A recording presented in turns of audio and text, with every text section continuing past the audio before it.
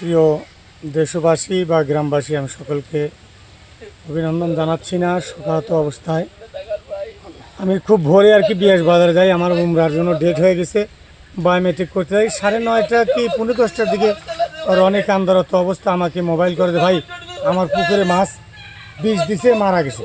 আমি সঙ্গে সঙ্গে আর দেরি করলাম না, অতি তাড়াতাড়ি চলে আসলাম। আসার পরে পুকুরে পরে দেখলাম যে হ্যাঁ, অনেক ছেলে পেলে মাছ টাছ নিয়েও যাচ্ছে, দৌড়াদৌড়ি করতেছে।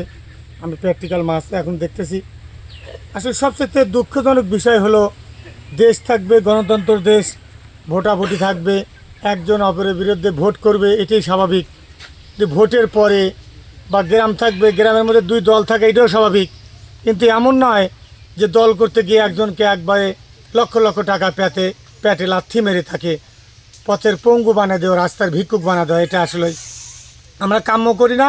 বা এটা নেতকারজনক কাজ, যে দলের কারণে যে একজনকে পথে বসে দেওয়া, এই বসে দেওয়া মাছ বিষ দেওয়া বা আরও কিছু এরকম অন্যায় কাজ করাকে আমি তীব্র নিন্দা ও প্রতিবাদ জানাচ্ছি।